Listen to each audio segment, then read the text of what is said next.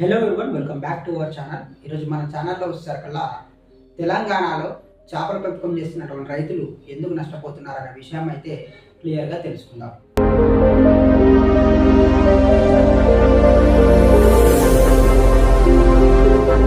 ముఖ్యంగా చూసుకుంటే అసలు ఆంధ్రప్రదేశ్లో ఉన్నటువంటి రైతులు చేస్తున్నటువంటి మెథడ్స్ వేరు, తెలంగాణలో చేపల పెంపకం చేస్తున్నటువంటి రైతులు వేరు. వీళ్ళిద్దరికీ పొంతన లేదు. ఎందుకంటున్నానంటే ఆంధ్రప్రదేశ్లో ఉన్నటువంటి రైతులు వచ్చేసరికల్లా దాదాపు 20 ఎకరాల పైన ఉన్నటువంటి చేపల చెరువులు అనేది ఎక్కువగా చేస్తూ ఉంటారు. చాలా మట్టుకు తెలంగాణలో వచ్చేసరికల్లా 20 గుంటల భూమితోటి చేస్తారు. అంటే కనీసం 10% కూడా లేనటువంటి క్యాండిడేట్స్ ఎక్కువగా ఉన్నారు. వారితోటి ఎప్పుడు కూడా మనం కంపేర్ చేసుకోవడం చాలా వరకు తప్పు. మరి ముఖ్యంగా చూసుకుంటే తెలంగాణలో చేపల పెంపకం చేసినటువంటి ప్రతి రైతు కనీస అవగాహన లేకుండా ఈ ఫీల్డ్లోకి రావడం అయితే జరుగుతూ ఉన్నది.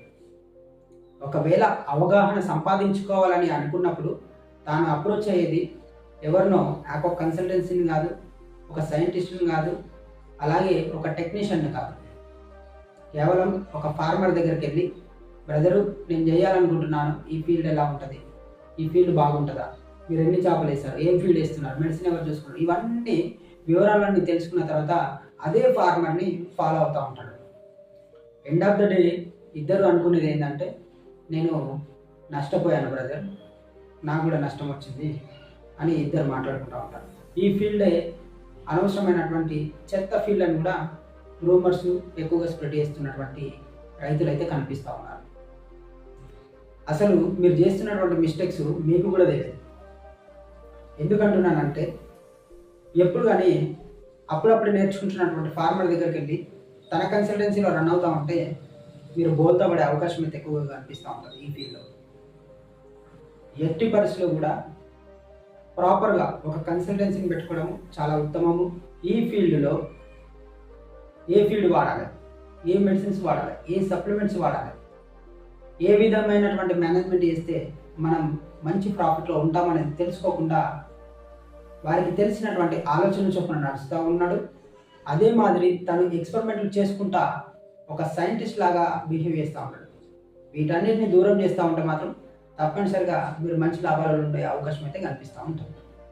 అసలు ఆంధ్రాలో దాదాపు 20 ఎకరాల పైబడి ఉన్నటువంటి ఫార్మర్స్ ఎక్కువగా కనిపిస్తూ ఉంటారు. కానీ 5 ఎకరాలు, 2 ఎకరాలు, 3 ఎకరాలు ఉన్నటువంటి ఫార్మర్స్ చాలా లిమిటెడ్గా ఉంటారు. కానీ వారు 20 ఎకరాల పైబడి ఉన్నటువంటి ఫార్మర్స్ ఎవరైతే ఉంటారో వారికి ఎక్కువ మేనేజ్మెంట్ రిస్క్ ఎక్కువగా ఉంటుంది. కాబట్టి వారి చేపల చెరువును చూసుకోవడానికైతే ఒక మనిషిని, ఒక ఫ్యామిలీని కానీ ఆ ఫామ్ దగ్గరనే పెట్టుకుని ఉంటారు. కానీ తెలంగాణలో చూసుకుంటే ఎలా ఉంటుందంటే, చేసేది 10 గుంటలు అయినప్పటికీ కూడా ఒక ఫ్యామిలీని తెచ్చి నువ్వు రోజు మేతేయాలి, నువ్వు రోజు మెడిసిన్ కలపాలి, నువ్వు ఈ చుట్టూ ఉన్నటువంటి వాతావరణాన్ని చూసుకుంటూ ఇక్కడనే ఉండాలి అని ఒక ఫ్యామిలీని తెచ్చిపెట్టుకుంటాడు. మరి ఏమైనా జీతాలు వాళ్ళకి ఏమైనా తప్పిస్తున్నారా అంటే, ఒక ఫ్యామిలీకి వస్తారు కదా దగ్గర 1,60,000 వరకు అయితే కేటాయించడం అయితే జరుగుతూ ఉన్నది. 10 గుంటలు చేసేటువంటి క్యాండిడేట్స్కు ఫ్యామిలీ ఎందుకు? అది కేవలం తిప్పి కొడితే 1,00,000 రూపాయల పెట్టుబడి ప్రాఫిట్ వస్తుంది. 10 గుంటలు చేసినప్పుడు మీరే సొంతంగా ఫీడ్ జల్లుకోవడం కానీ, మెడిసిన్ ఇవ్వడం లాంటిది మీరు చేసుకోవాలి.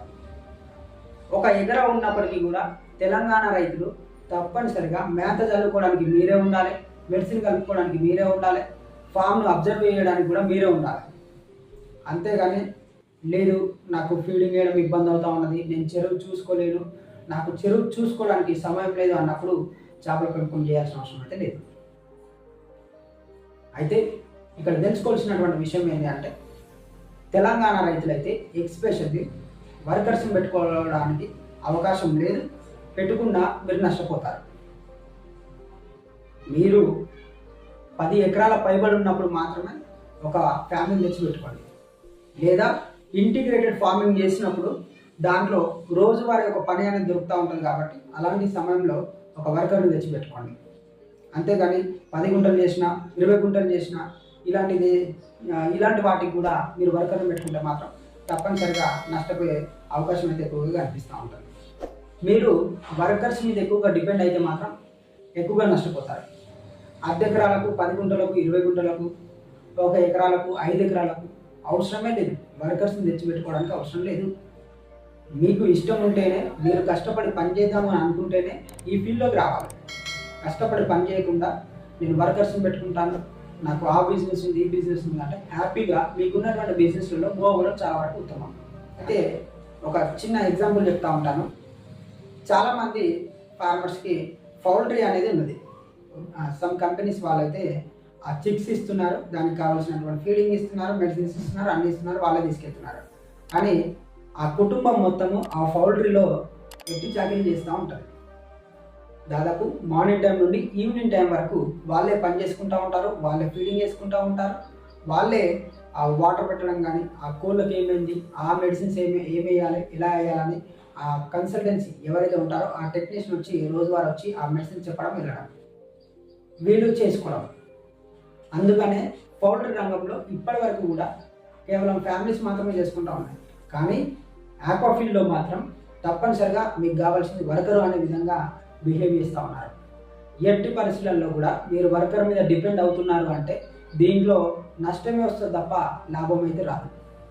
2 పూటల ఫీడ్ వేసుకోవడానికి మీకు బరువు అవుతూ ఉన్నది. ఈరోజు ఒక పూట మెడిసిన్ కలపడానికి మీకు బరువు అవుతూ ఉన్నది. 10 నుండి 12 గంటల మధ్యలో ఒక ప్రోబయోటిక్ జల్లడానికి మీకు బరువు అవుతూ ఉంటుంది. కాబట్టి ఎట్టి పరిస్థితుల్లో కూడా మెడిసిన్ మీరే చల్లుకోలే, ఫీడ్ మీరే చేసుకోలే, ఆ ఏదైతే సీడ్ ఉన్నదో దాన్ని అబ్జర్వేషన్ పెట్టడానికి కూడా మీరే ఉండాలి. మార్నింగ్ 6 o'clock నుండి ఈవినింగ్ 6 వరకు మీరు అక్కడ చేయాల్సినటువంటి పెద్ద పెద్ద పనులు అయితే ఏముండవు, పెద్ద పెద్ద మూటలు మోయాల్సిన అవసరం కూడా లేదు. కాబట్టి ఎట్టి పరిస్థితుల్లో కూడా మీరే దగ్గరుండి అన్ని చేసుకుంటాను అంటేనే మంచి ప్రాఫిట్ ఉంటుంది తప్ప మీరు వర్కర్స్ మీద డిపెండ్ అయితే మాత్రం ఎట్టి పరిస్థితిలో నష్టమే వస్తుంది. ఇంకా నష్టం వచ్చిన తర్వాత కూడా వర్కర్కి ఇవ్వాల్సినటువంటి శాలరీ ఏదైతే ఉంటుందో దాన్ని మీ జేబుల నుండి కలిసి మరి ఇస్తూ ఉంటారు. ఇలాంటివి గమనించిన తర్వాత ఇప్పటికైనా మీ దాంట్లో ఎవరికైనా 10 ఎకరాల పైబడి ఉంటే మాత్రం వారిని వర్కర్గా పెట్టుకుంది తప్ప 1 ఎకరా ఉంటే 2 ఎకరాలు ఉంటే మాత్రం వారిని పెట్టుకుంటే మాత్రం నష్టపోయే అవకాశం అయితే ఎక్కువగా ఉంటుంది. కాబట్టి దీన్ని గమనించి ఫిష్ ఫార్మింగ్ చేయాల్సిందిగా నేను కోరుకుంటా ఉన్నాను. Thank you.